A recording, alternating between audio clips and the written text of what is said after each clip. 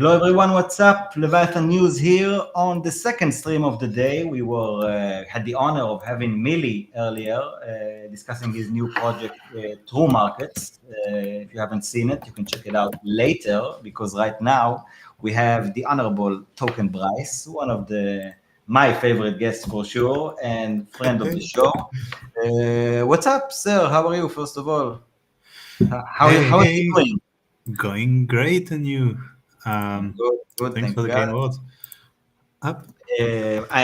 Before we dive straight into it, I would just want to put out a little intro that says that I know that at least for the last year or something like that, you've been working on something called the DeFi Collective, which you will explain it much better than me in a minute. But I think it's kind of the way I see it, at least, it's a collective, a kind of an entity that's being built by actual DeFi natives that cares about that care about DeFi like values, principles, and like the whole point of the whole industry.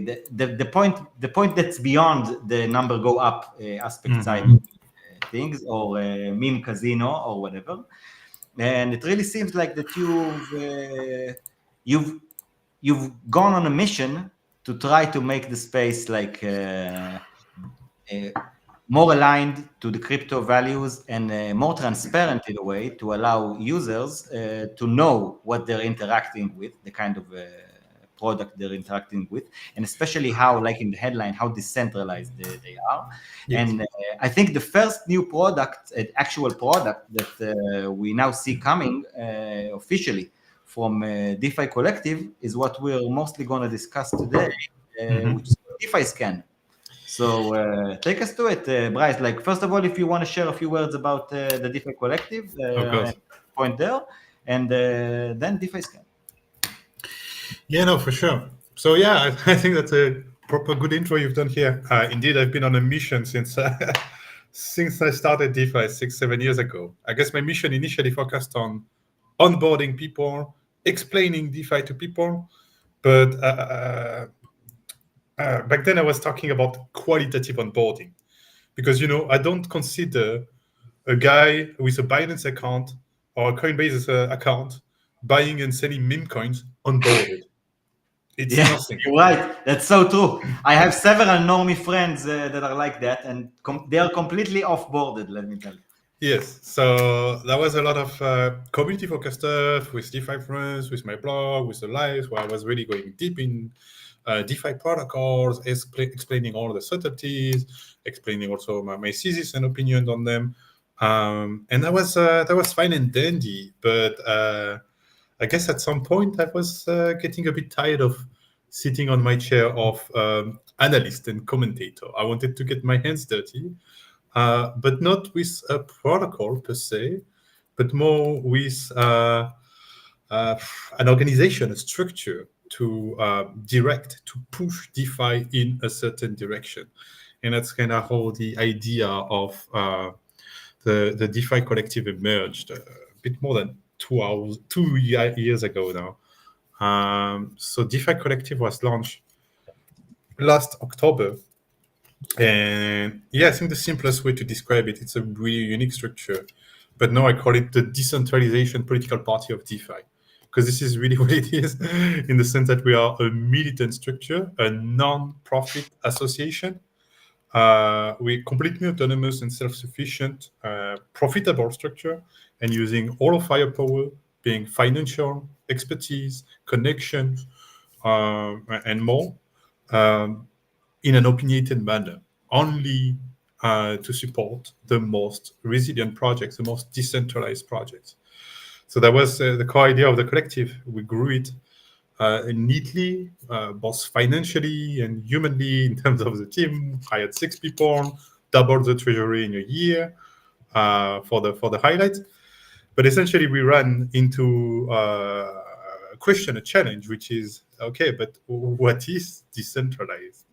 Define decentralized, which is a bit of the $1 million question in DeFi. Exactly. But for us, it was even more because, to put it simply, we are legally bound by our statuses to use our resources to support those decentralized projects. So potentially, we face a massive legal liability if we allocate resources on a project that can be credibly argumented in front of a court as not decentralized. So, so the question here, and not just for a legal matter, but on a broader sense, was to essentially establish a clear framework to assess the decentralization stages, decentralization levels of protocol. And that's precisely what DeFi Scan is. So maybe we can screen share.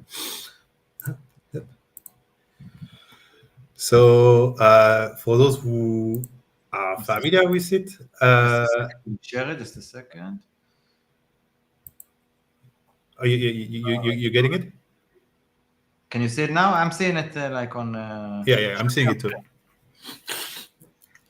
So yeah, for those who know, it will look a bit like a L2-bit because that was clearly an inspiration. And the vision here being to essentially propose the L2-bit of protocol decentralization.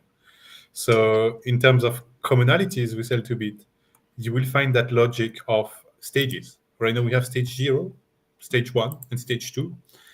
And also kind of an informal below stage 0, which is the NA, if protocols do not qualify for the bare minimum requirement of stage 0. But so far we have done. And I guess a good way to approach those stages is essentially how many training wheels are on the protocol that is studied. And a stage 0 will come with many training wheels. A stage 1 with still several training wheels. A stage 2 is essentially able to bike on his own, no training wheels needed. That's kind of how we present it. What does it mean actually? Like if something is at stage 0, if there's even such a thing, how decentralized is it? If something is at stage 1, how decentralized is it? If something at stage 2, I can imagine that it's probably pretty decentralized. Yeah, it's maximally decentralized.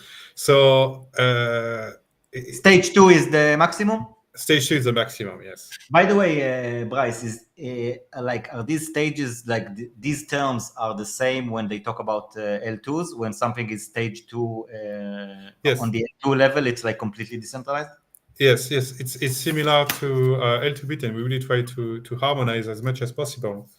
But it's essentially that on a stage 2, there is no critical permissions that is still behind, a multi-sig or some control system. Essentially, all the risks that could have been mitigated have been mitigated on a stage 2 protocol. And we will get, we need to go into the categories, the 5 categories to go a bit deeper, but just to stay a bit more high level, it's stage 1 mitigates some of the risk, and stage 0 mitigates pretty much close to none of the risk, or at least not enough. So to put it another way around, maybe that would speak more to people. On a stage 2 protocol, essentially the only thing that can wreck you is a smart contract failure. That's it, because every other risk has been mitigated. On a stage 1 protocol, it would be smart contract failure plus potentially 1 or 2 other items, and we'll detail once we get into the dimension. On stage 0 protocol, there are more than 3 different vectors by which you can have total loss of fund. And what is the total number of vectors, like these 6 that are shown on each circle? Yeah, so that's 5 per protocol. So we go into 5 dimensions. It's 5, sorry. Yeah. So 5, and I would say 4 really specific to DeFi Scan. So because the first one is the chain, and the chain we essentially align on L2-bit ratings. So for the chain, each dimension you can get a low risk score, a medium risk score, or a high risk score. Essentially, when it comes to chain, the low risk score is either a stage 2 rollup per L2-bit or Ethereum mainnet. A medium risk score would be a stage 1 per L2-bit. And anything else is a high risk score on the chain. So we're viewing here Aerodrome, on Base that is still a stage 0 per L2 bit, and thus Aerodrome on DeFi Scan on the chain dimension is getting a high risk score on the chain metric. So that's for the chains, pretty straightforward, quite easy. The others are really more specific to DeFi. So essentially, we look at upgradability. Can the contracts evolve? And how severe, how much of the protocol can be altered with changes? We're also looking at how the changes are implemented, of course. But there is a specific separate dimension about the exit window. So we're not against change on protocols, but we do want users to be able to de-risk themselves from changes that are deemed dangerous to the protocol. And so, exit window is preferred, and at least a week is deemed sufficient to enable people to realize what's happening and exit. Third dimension. Also, it's important, I'd say, from just the transparency side of things, like just making people, and especially newcomers that maybe aren't even aware of the difference between upgradable and immutable contracts. It's a very important first step in order to even make the user educated about, okay, that this kind of contract is upgradable and it can be changed, and that contract can't, and you should just consider the difference opposed to the risk, opposed to the reward, the potential reward that you might be getting wherever. Mm-hmm. Yes. Yeah, so exit window is really a big deal, just like it is for the rollups. And we can talk a bit more about it later. And just to finish a quick overview, fourth dimension would be the autonomy. And the autonomy is essentially we're looking at the dependency of the system. And depending on which protocol we're analyzing, dependencies can vary. So, I think everybody is quite clear now on the fact that any protocol involving some form of lending, not any, sorry, because we have AINA, but most lending protocols are dependent on oracles. And so to score well on that autonomy metric, autonomy dimension, they will have to mitigate the dependency on oracle with redundancy, with using several oracles and so on, in a way that essentially a failure of one product will not result in the failure of the protocol. So that's quite classic. That's nothing new here, but it's important. And last one is accessibility. And accessibility is essentially about, your contracts are on chain, that's fine and dandy, but let's not bluff ourselves. 99% of the people do not interact with the contracts directly. They use the website. So we're looking at website, and we want to ensure that there are several ways to access the protocols. Ideally, even the code of the front end is on a GitHub repo somewhere, so that local self-hosted front-end solutions can be harnessed, and other things like that. But essentially, how likely is it that your protocol does not fail, but I cannot access it because of censorship or website failures or whatever? So, did we talk about the accountability? Accountability. I saw one of the vectors. Maybe I'm reading it. No, there is no accountability. I'll put it in. Upgradability. Yeah, we talked about exit window. Exit window. Yeah. Yeah. So if we put them all together, for instance, here we're looking at Velodrome. So Velodrome is built on optimism. Optimism being a stage 1 rollup per L2 bit that gives him a medium risk score on the chain metrics. The upgradability is here. There are changes that can happen on the system, but essentially the changes affect the yield and not the principal, in the sense that an update to the Velodrome protocol cannot rug your LP. The worst it can do is change the yield you will get, the Velo emission, and potentially, if everything really goes south, even you will lose your yield, but still your principal is not at risk. So this is why they get a medium here. That's actually a huge difference. Yes, Like, it's very when you have important. your funds, like whether you will, whether your funds are at risk or Yes. your yield is at risk. Yeah, These are two completely different games. for sure. Yeah, and often the difference is not so well understood. So Yeah. when it comes to the autonomy, for the DEXs, usually they score pretty well on autonomy, because the DEX doesn't rely on any oracle. They are their own. They source the pricing from the balances on their pool, essentially. So there is no one product, tool, or services that, if it was to fail, Aerodrome or Velodrome were to fail to function. Just a low risk score on autonomy. It's a beautiful green. Accessibility, they're also doing a pretty good job for Velo and Aerodrome. People are not too aware, but we can go check quickly. You have several front ends for those protocols. You'll find a list at the bottom of the website. They're hosted on IPFS, some of them. What website are you on, Bryce? I'm Which on one? Velodrome Finance. I just wanted to show that there is velo.drome.is, velodrome.isalimo, is.link, velodrome.box, velodrome.finance, and even the code on their GitHub to host your own, I think. Yeah, but for So, example, what I'm asking is, if this website that you're on is down, where can people find these links, for example? Like, do they have any chance to find and the Isalimo, they're linked in the doc. They're links elsewhere. They could be able to access them through the Discord. But yeah, you're right. That's a good idea. question. It might be even maybe a good idea for people who have funds there or thinking about it to even save these links somewhere for themselves to be able to access them quickly if and when they will need. Yes. That would be the best, of course. The ideal solution is always to have those links saved, but I think that's something that is reasonably solved by the social layer. In the sense that imagine the situation where you cannot access Velodrome and you haven't saved the link. What would be your first thing? You'll probably go on Twitter and be like, "Hey guys, How do I access my funds?" On Discord or on Telegram." And so essentially, this is a problem only if both the main Velodrome website goes down and Discord, Twitter, Telegram at the same time. Yeah, but also in these situations, I'm sure that some people will use malicious links, because they will try to bait people. Yes.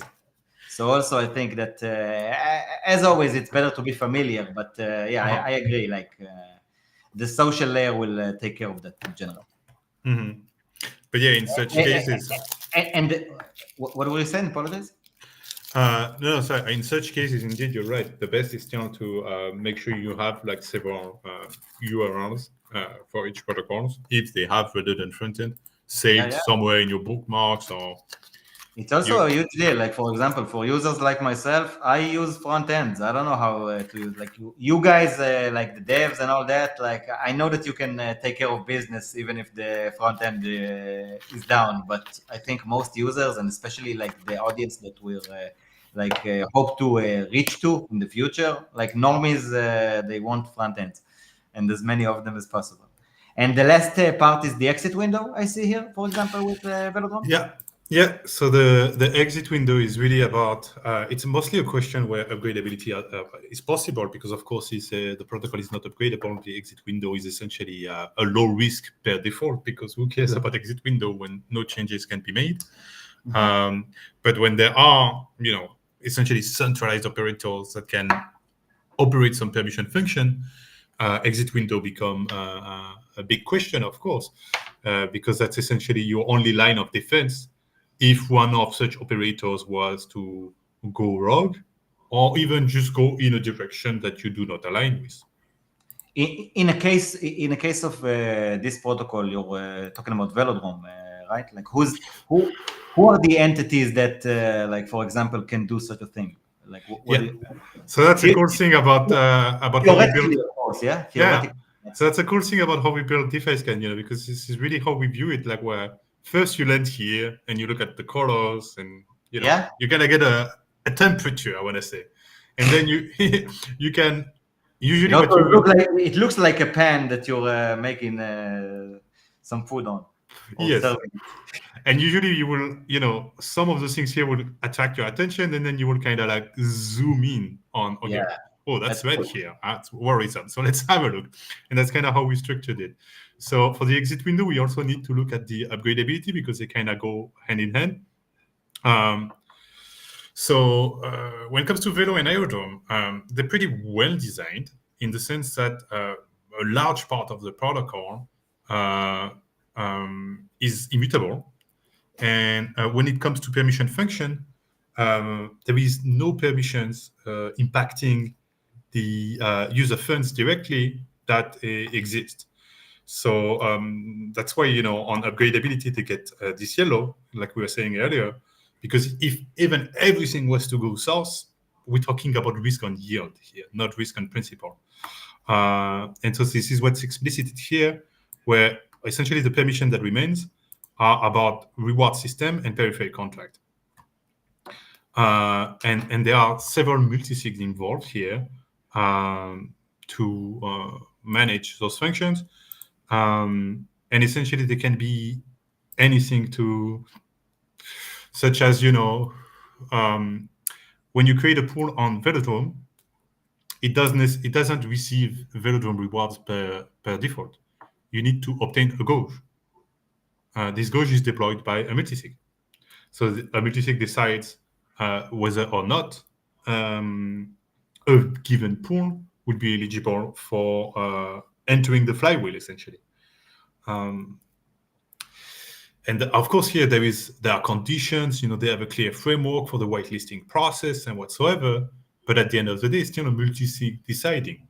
So to explicit the worst case scenario, it's unlikely to happen. But I just want everyone to be aligned. They could decide that I don't know. I create a coin and Ace the Book create a coin, and we make a pair together, and we decide to whitelist it because why not? And then we throw emission on the tokens we just minted. Technically, if I manage to convince Ace the Book and friends and the others on that multisig that it's a good idea, and they actually execute that transaction, that can happen. So this is something to have in mind. But again, it's on the reward layer, essentially. So unlike what I thought initially, I'm not sure now, does it have anything to do with the fact that it's built on an optimistic rollup, which we still need like a week to get the funds off? Or is it not related at all? So this will be analyzed on the chain level, on the chain dimension, the quality of the chain. So no, this is really about the fact that, so upgradability, what can change, how impacted can I be by the change, and how is this change happening? And especially here, we're looking at, because often it's multisigs, we want declaration on the multisig. We want your docs to explicit this multisig, control this and that, with this threshold and these signers. Transparency, exactly. Like a demand for actual transparency and accountability in a way. Maybe that's why. Yes. And this is one of the problems here that lowered the score on upgradability for Velodrome and Aerodrome is this undeclared multisig. I'm not sure. I can't remember exactly because I'm not the one who wrote this report. I'm sorry. I think the undeclared multisig was not involved in the whitelisting, but on something else on the periphery. But essentially, undeclared multisig is not ideal in a framework. So this is why it costs them. The high ranking here, and since there's change, the other dimension that becomes important is this exit window.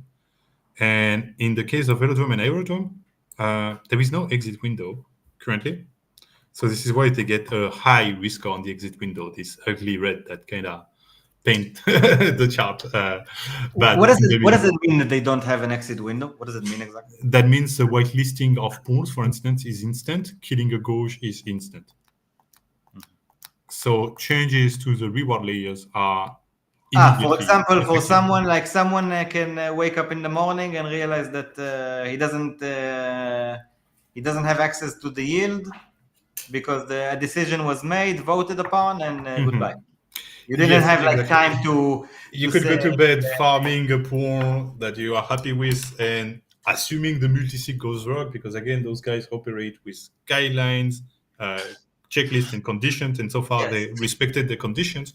But it's a possibility because it's a multisig that at least a theoretical possibility that, let's say, to take an absurd example, but so you guys understand, CRV USD lands on optimism. They launch a pool against USDC. They do very well. They get tons of rewards and volume, and the Velodrome guys get mad, and so they decide to kill that gauche because why not?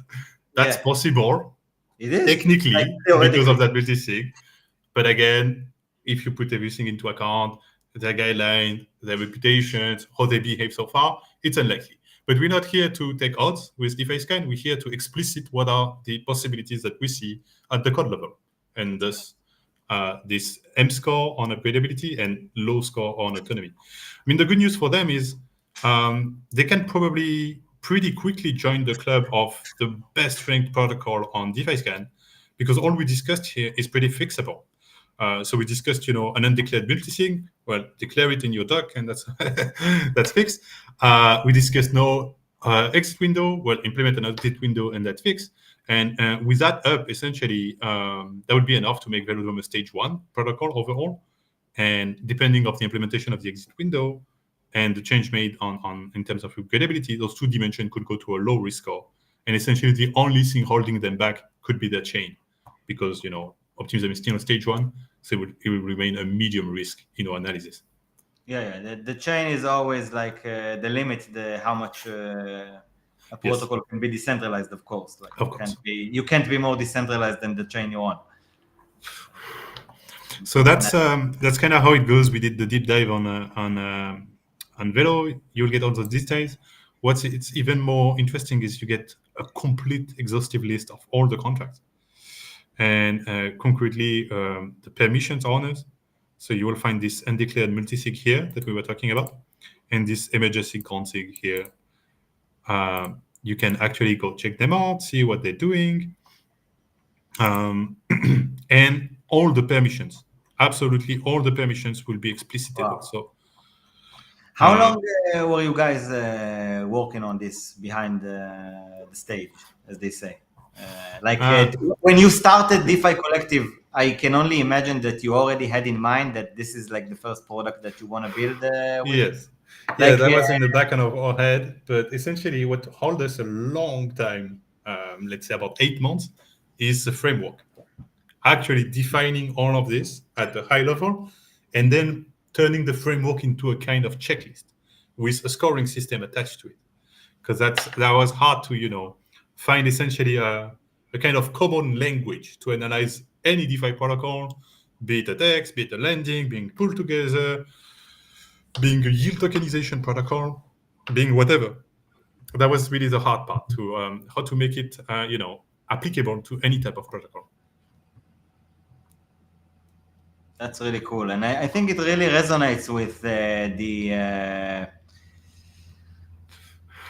ethos of optimism as a public chain, a public goods chain, something like that. Building this kind of a tool, it's very. It really resonates with this public goods approach of let's build stuff that users can actually use, and that really benefits both users and the good actors within the space.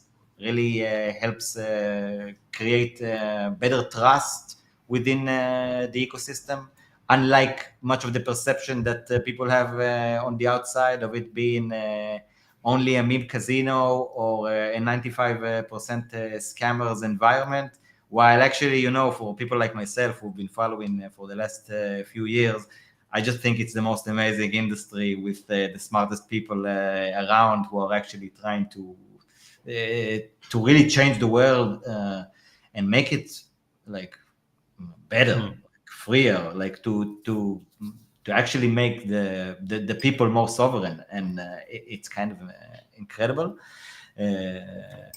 So I really enjoy when I see a team assembled and like start working on something like that, like a public service like this, something that I as a user can start using.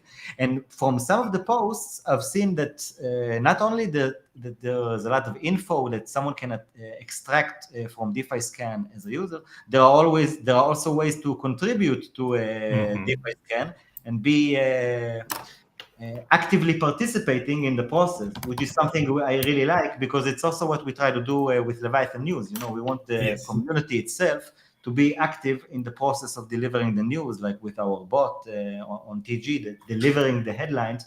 And we believe that once we harness the power of the community, it's a done deal. We will be first for every news, for every headline, because whoever harnesses the community wins. Like you can't win. So that's the key. Yeah. We just launched. So since the launch, let's go back in order. Since the launch, indeed, the way we designed DeFi Scan, the framework is public, and the whole website lives in a GitHub repo, meaning that essentially, if you want to review a protocol, you pretty much just have to fork the repo, follow the template, run a tool we call the permission scanner, which allows you to see, given a contract, all the permission it has and who manages them, produce a report, and then essentially you push it with a PR. And then there is a review process that gets going, because of course, we cannot just merge whatever people say about the protocol. We need to double check. But everyone is free to essentially get the ball rolling on a given protocol. And the good news is we're already starting to get some. I think we have 4 or 5. Oh, we just got a 5th. Nice. So you can see now the ongoing pull request. So essentially the community submitted protocol reviews that are being iterated on. So you have Uniswap v3, Anya, Avi v2, and Avi v3. So those will be the 4 next protocol coming to DeFi Scan in the next weeks. And these are actually like community people that submitted already because they want to participate. Yes. That's so cool. So this one, Anya is actually likely to be the first. I'm sorry, guys. If you're into like using your DeFi knowledge and earning for it, and like taking all your research skills that you may have not already done a lot with, just go to DeFi Scan and look it up and start submitting. I really think that this is going to grow and going to be incentivized more and more. Actually, I think it's a brilliant concept of creating better education and transparency within the community. I really like it. So actually, because we had this process open since the launch of DeFi Scan, which was a month ago. But from the get-go, we wanted to get this community review program going, which are incentivized. And so we kickstart the program with 10,000 USD about 2 days ago. And since then, we got 4 reviews starting. So you can really see that community response. How much? Again, sorry? There is a total budget of 10,000 USD. I mean, how many submissions did you already? 4, 5. That's not bad, man. I just saw it yesterday or something. Yeah, it's pretty good.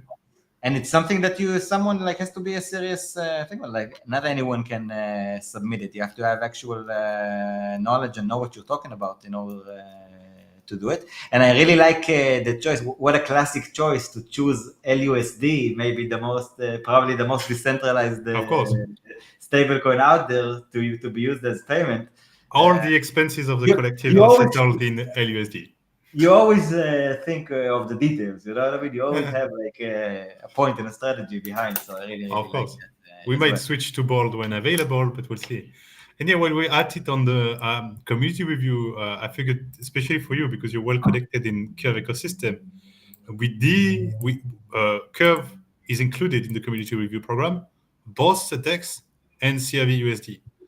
Meaning that a little nerd, very technical and familiar with the infrastructure of the contract of Curve, be it the DEX or CRV-USD, could earn $500 for a few hours of work, essentially, while doing a public service to the llamas and the broader space. So if you think of anyone that would be a good fit for that, feel free Let's check it to. out. I believe we have quite a few llamas in our audience. So hopefully Yes. someone sees it and uses the opportunity. We always like to see Curve ranked wherever it's always nice Oh, to see. I think it's gonna do pretty well, to be honest. If we go back again through all dimensions, uh, probably in the range of Aero Velo, probably a bit higher. I'm not too familiar with. I think there is an exit window on Curve. If I recall correctly, the multi-sigs are declared, so potentially it could be faring better than Velo and Aero even. I think it could achieve a stage 1 for sure. But again, I haven't done the analysis, and all of this is based on facts. So don't quote me, don't get back to me if it gets a stage 0 because there's something I overlooked. Yeah, but by the way, Bryce, how is the protocol ranked in a case that it's also on Ethereum, but it's also on all kinds of L2s? So on Ethereum, it can reach a stage 2 theoretically, but on an Yes. L2, it can reach L1. So how will it be totally ranked only by one of them, or how does it go? Yes, so that's indeed a thing. So right now, we're essentially segregating every instance as one entry. So, for instance, Pull Together is live on Ethereum, on Arbitrum, on Optimism, and on Base. And it's essentially the same product that is live on all four, or all 4 or 5. But here we reviewed only Ethereum, and Ethereum grade low in risk. And so overall, Pull Together on Ethereum is a stage 2. The review would essentially be pretty much the same on Optimism, except that Optimism is a stage 1 rollup, thus scoring a medium risk level on the chain metric. And so that would be exactly the same diagram, except the chain would be yellow, medium. Obviously, we don't want to create one entry for every chain of every protocol. So we're working on a redesign of DeFi Scan because we launched with a pretty bare-bone design. Sometimes I call it the poor man's L2 bit, because but it's an amazing start, in my opinion. It's an amazing. It is, but it's a bit roots and bare-bone. So we're working on improving overall the appearance UX, but also one of the things we would love to have here is essentially process all those chains, consolidate all the chains into one protocol.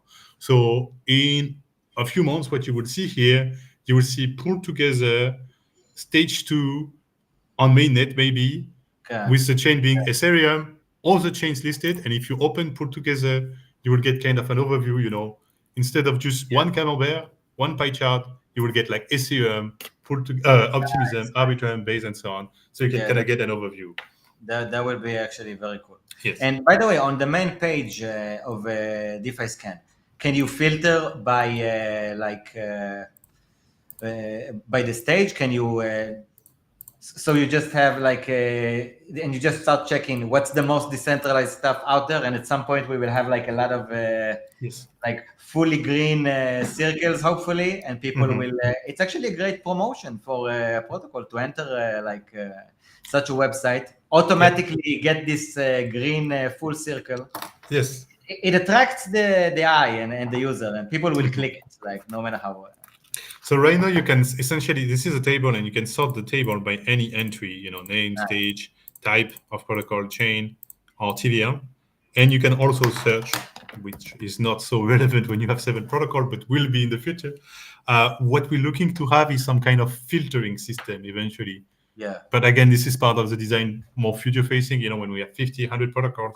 Because essentially, at the end of the day, what we want you to be able to do is like, okay, show me the CDP protocols that are at least stage 1 on OPN base, because this is where I want to borrow, Maybe you can also put some AI into it, you mean? No? This is a static website. We find with... Find me the CDP product that does this and that, and automatically deposit my funds over there. Yeah, that's like the DeFi Llama chatbot. What's happened with that? It was a thing at some point.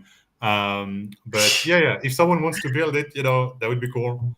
Why not? But for now, it's all right. We'll see. So yeah, that's like kind of the more long-term things. I mean, mid-term. Let's be honest. Redesign. We had people already asking us about an API to be able to query the data into other applications and services. or even kind of vision we're trying to push. We kind of call it the information service provider layer.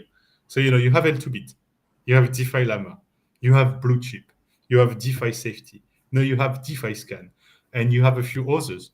So by crossing all of them on a given vertical, you can kind of make a form of meta ranking. Wow, that's cool. So, if you think of stablecoins, you could look at Blue Chip for the economic rating. You could look at DeFi Safety for the development practices. You could look at DeFi Scan for the decentralization status.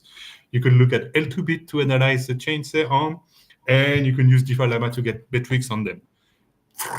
Merging them all together, you could kind of create a meta score ponderated of the 5 specific to stablecoins. We're not going to be building that, but we want to enable potentially people to build that in the future. That means we need to have an API. So that's something that will come at some point. Amazing. How many people are already working on DeFi Scan or on the DeFi Collective? And how do people maybe know more about it, learn about it, participate? I'm sure that this excites quite a lot of people.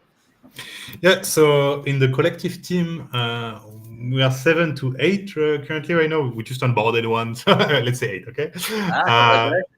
And not all of them are dedicated to DeFi Scan. It's roughly about a half.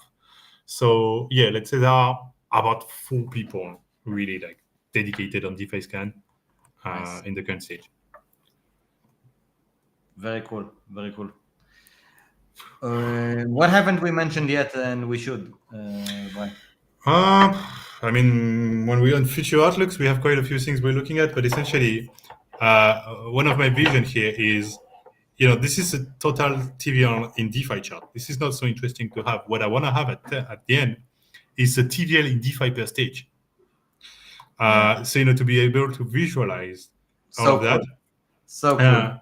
And also for stable coins, like how these stable coins are at that risk, this risk. Yeah. And it will be useful. It will be some useful stuff.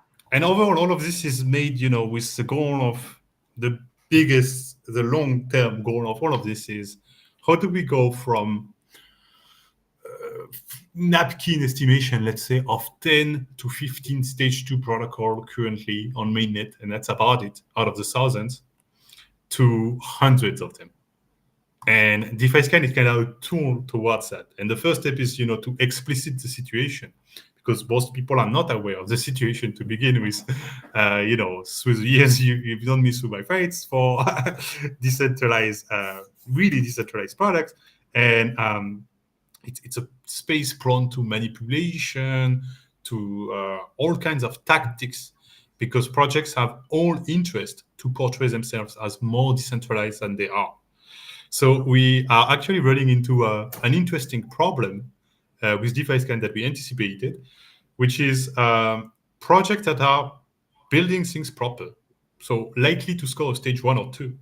They're keen on getting themselves reviewed. They come to us, like Anya. Anya is a well-built, no dependency protocol. Of course, they rang the door and they're, hey guys, we want to explicit to the crowds how proper our protocol is. Yeah, sure, guys. Pull request. We'll have a look at it, and it's an immutable protocol, no oracle, so exit window doesn't matter.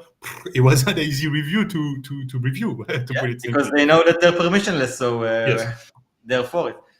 And on top of that, we will talk about it later, but there are benefits for protocol scoring a stage 1 or 2. So all of this together makes it so that protocols that are likely to score stage 1 or 2 are also very likely, once they're aware of us, to knock the door and get in. The problem is the other way around. What about the protocols that are stage 0? And if they're stage 0 and explicit about it, let's say, for instance, I would put in that a dyad. Dyad is quite explicit about, this is an experimental novel protocol. We do a lot of changes. There is this and that, multi-sig. We are in the arena trying things, and it's quite permission right now. So for them, it's not so much of a problem. They weren't so pissed about the review because it's reflecting the truth. But also protocols are are playing with that limit, and so for them, we're gonna have to find a solution, because we're not gonna get the team submitting their review, they don't want to. Yeah. And They don't want community to cooperate. members, if they're bag holders, also unlikely. So for them, Nice. I didn't think of that even, but yes. oh yeah, So for them, everyone it's going wants to be to keep money. secret. Everyone Money wants is going to speak. I think at the end of the day, we're going to increase the bounty if we have some of those, let's say, misleading protocols about the decentralization status that are not reviewed and that are important. We're just going to raise the bounty until someone takes it. I have no problem paying 2 or 3K for a protocol review if it's a big fat protocol that a lot of people are using, and especially if those users are not so really aware of the trades of the I'm protocol. sure there are, because that's the whole point. Like we said on the beginning of the stream, a lot of the capital is actually onboarded on centralized exchanges by people who are not even really onboarded, and some products are playing this game of being also on centralized exchanges. And for those who don't really understand what's going on, they don't understand that there's a risk here. But and I'm not saying something will happen, hopefully not, of course, but wherever there's risk, there's risk. I was convinced that Celsius back then was actually holding the money, but that didn't really turn out well, unfortunately. That's too bad. Yeah, and the way we design the framework is really in a pedagogic manner, even to projects. We're not here to pass judgment or sentences of like, oh, you don't make the cut, you're bad, or yes, you're good, welcome in the family. The idea is more to, place them on the decentralization spectrum. So that's the overall stage, but also be able to precisely explain to them what is needed for them to go to the next stage, just like we did with Velodrome earlier. So now we know that if Velodrome was to implement an exit window and declare the participant of that undisclosed multisig and maybe a few other things, but they have the list of things they can do, and if they implement that, then they become a stage 0. So it's really this idea of almost like giving homework to protocol teams. Yeah. Of like, yeah, you did good, you stage 1, but here you can move it to the next step by fixing this, and that, and ping us when it's done, and we'll have a look, verify, update to review if that's the case, and all of us together will celebrate you jumping from stage 1 to stage 2. So I'm really intrigued about this dynamic of stage moving, because right now, of course, we are months on, so no protocol has moved stage, but yeah, it's possible that will happen in the mid short term.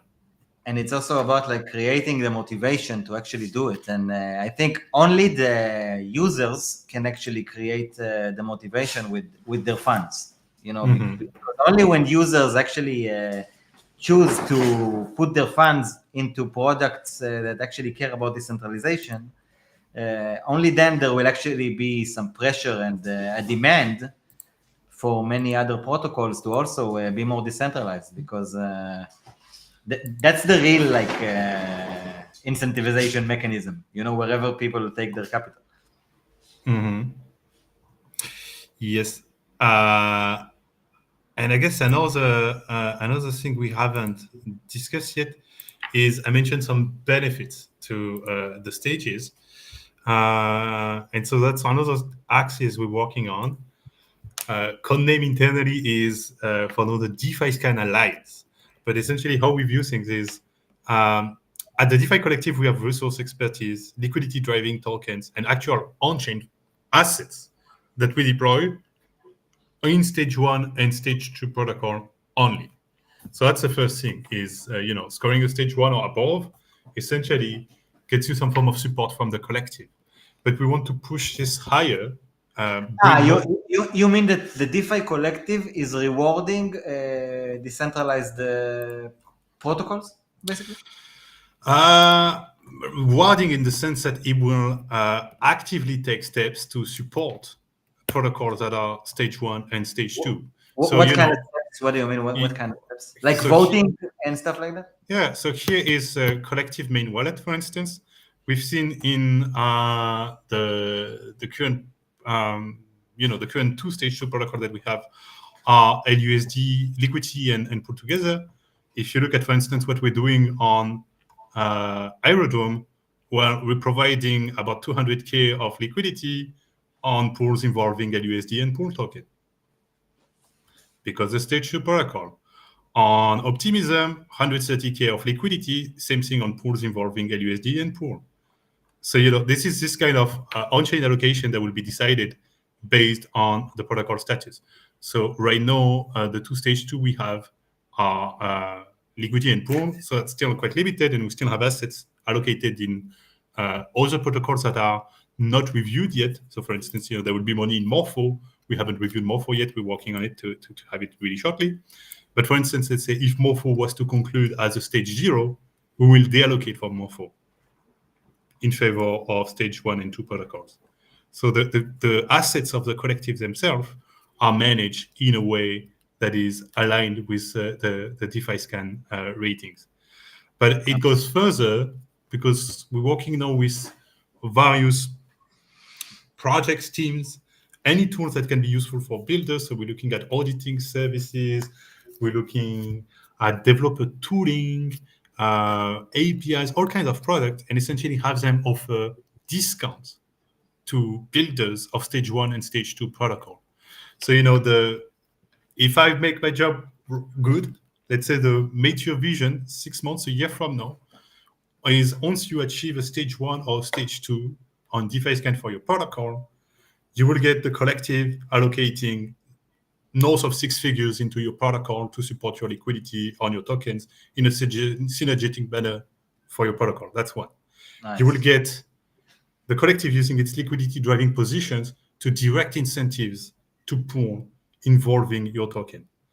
You will get, and that's coming shortly, more than the collective on voting. We also have relays, so delegated voting positions with voting power coming from others, individuals whatsoever, that will also be used in the same manner.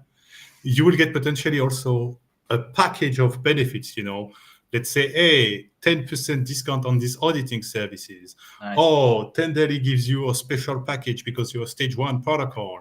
Oh, you see what I mean? Kind of trying to line up that alliance right now, so that really we do, because again, the end goal remains, how do we go from 10 to 15 stage 2 protocol to 100 in 2 years, to 1,000 in 4 years, to the whole DeFi that matters being stage 2 5 years from now.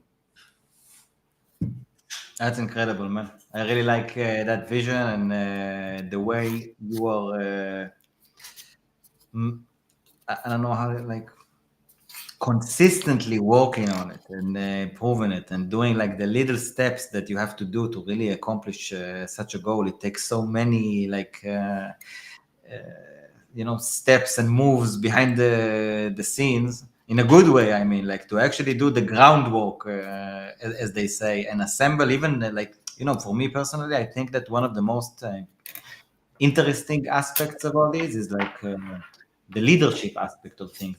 In order to really fulfill a vision, you have to convince other people that this vision means a lot, and to have them going along with you. So I think every founder that is able to assemble a team around him, it's already a remarkable achievement, especially if it's done consistently, and especially once you actually see products going out there. So I actually think that DeFi Scan is a huge moment in DeFi, actually, the way I see it, and for sure for you guys, and I really hope that it's just the beginning of what we're going to see from you guys at the DeFi Collective, because I really think that such an entity can become such a positive influence in the DeFi space, and to really make sure it keeps going, at least meaningful parts of it keep going at the right direction.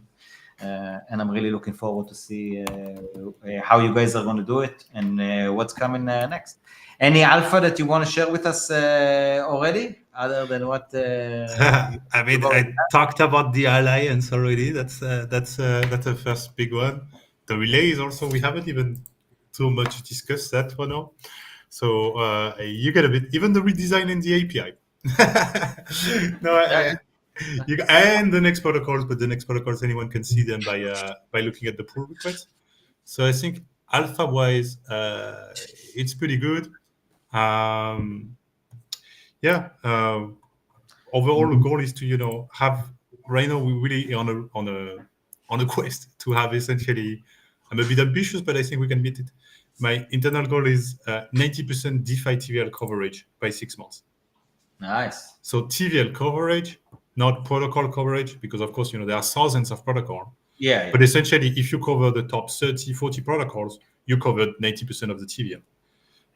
So that's and that's what actually matters, to be yes. honest. So that's what we're working on, and also just the mindshare battle. We really want to have it so that it becomes almost as logical as you don't push code without having the code audited.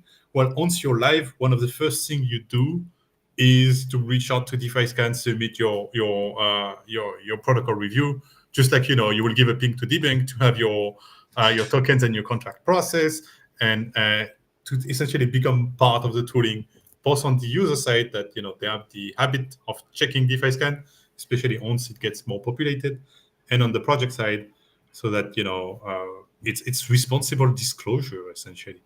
And I really think if we do our job right in the future, it will just be about managing the inbounds, and the very fact that the protocol does not autonomously on its own self-appointing manner come to DeFi Scan to self-report will be suspicious.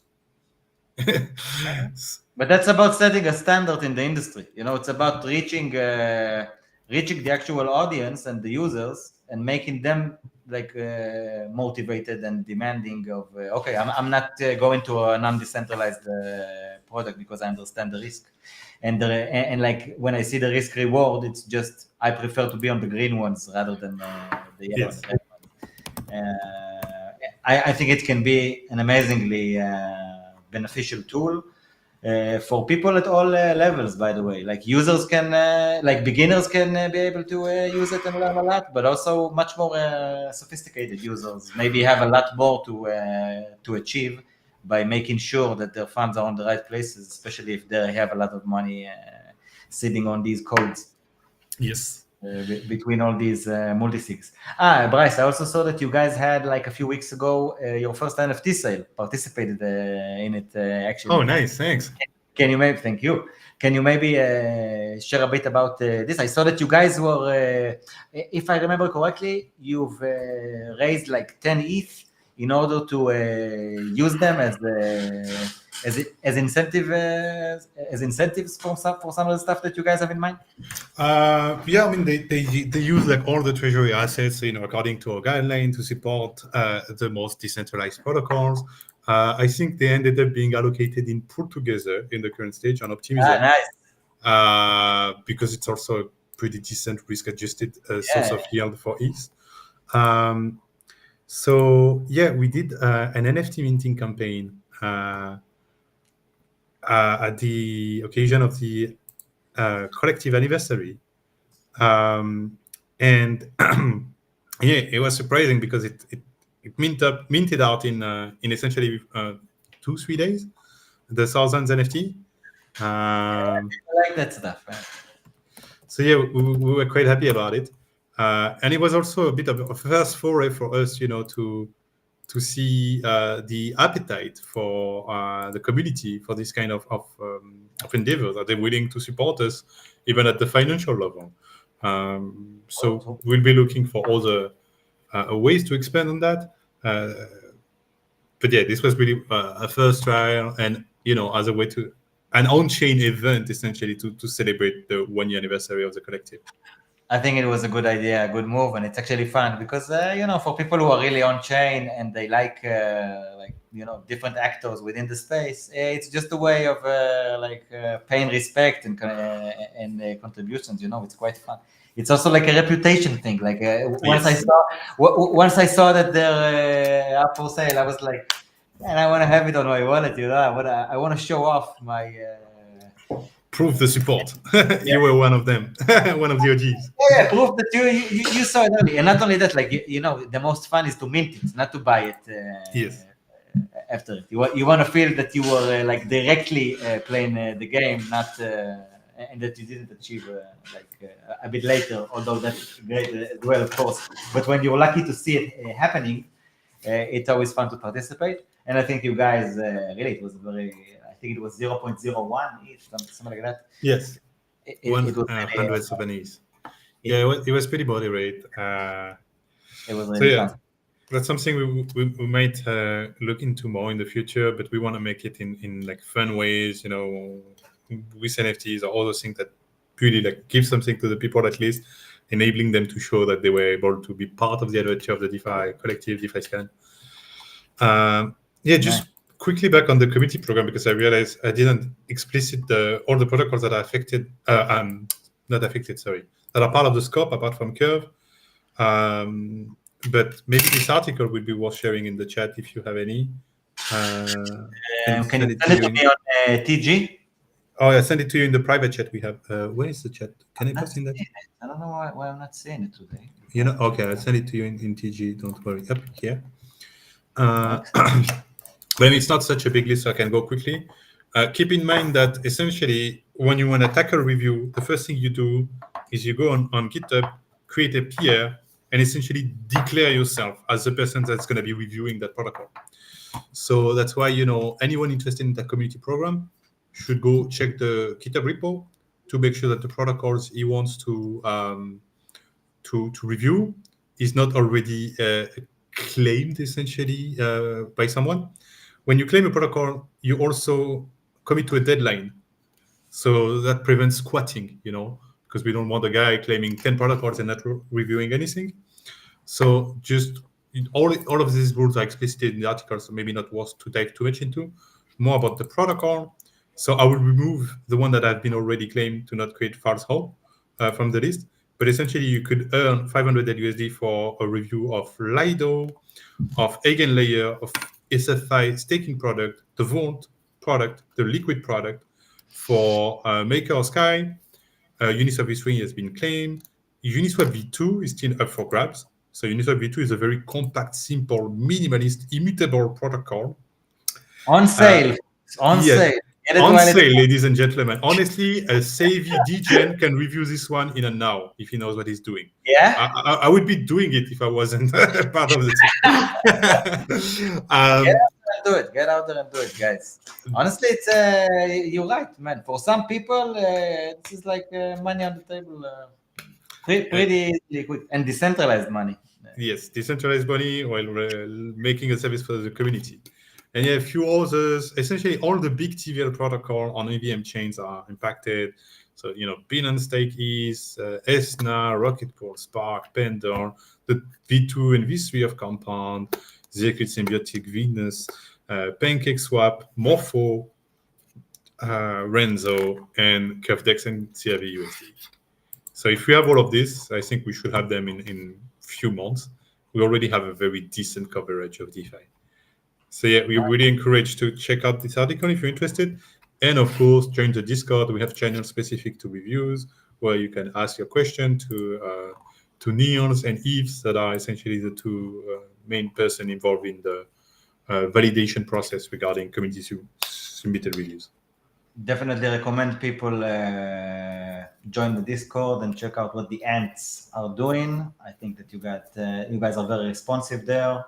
There's a nice community being built. I saw that you guys are also doing like regular community calls every Thursday, I think, most Thursdays at least.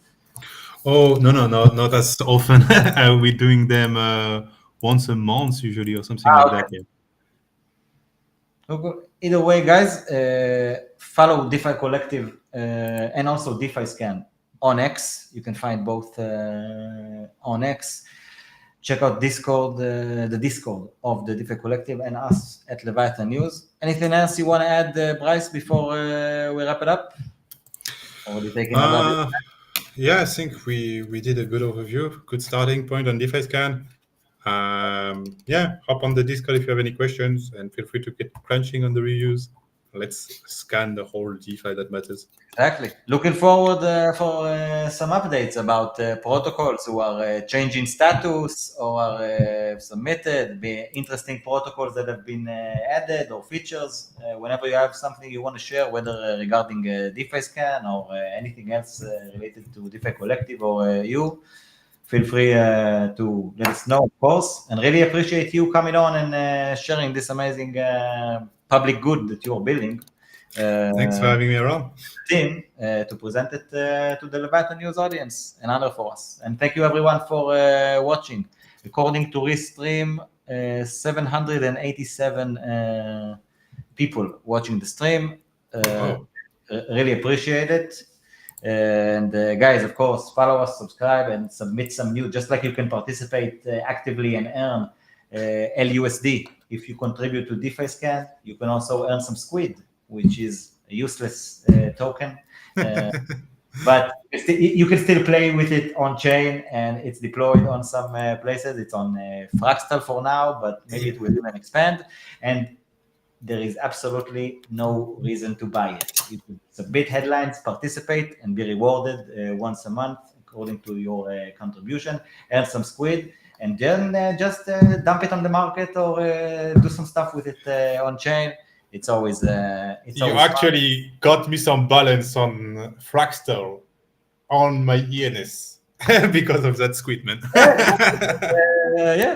And we're just not doing it well enough already with the videos, but we've promised that all the people that, and especially the builders, but everyone that are on the stream, they're also eligible because like you can earn squid by several aspects of contributing to Leviathan. You know, you being here for an hour, it's a contribution for the community, honestly. Like you're taking some of your time that you could have, I don't know, do whatever you want, but you're here like showing the product, and it's all a part of what I think we are all in different ways and on different aspects and levels are trying to do within the space, which is just really on board it, rather than just have my normie friends still on Binance thinking that they're buying, that they have crypto.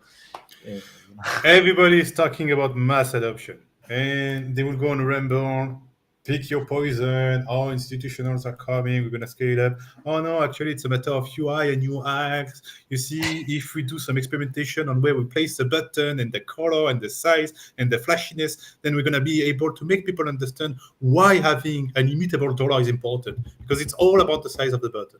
But you know what? The reality is much more simpler. You want mass adoption? It's quite straightforward. Everybody listening tonight, you take 2 or 3 of your friends, you go autistic on them for 6 months to explain to them with hours-long sessions, several times a week, how this works, how you create a wallet, how you secure your seed, what's happening in DeFi, and so on. And no, you will have onboarded, like qualitative onboarding, some proper people. I've done this process with several people, and I can tell you, it doesn't take so long, 3 to 6 months with weekly sessions, with someone even coming from zero, with zero computer background, even some people not even speaking English, I did. Well, they end up doing things on chain, understanding what they're doing, and even bettering the financial situation while they're at it. So it's really not that hard. It's the job of all of us to do this onboarding work, as you were saying. You're right, and it's just like you're saying, it's actually an active process, especially if we want like the real thing and not like the charade of it. And Yes. oh yeah, okay, they're buying some.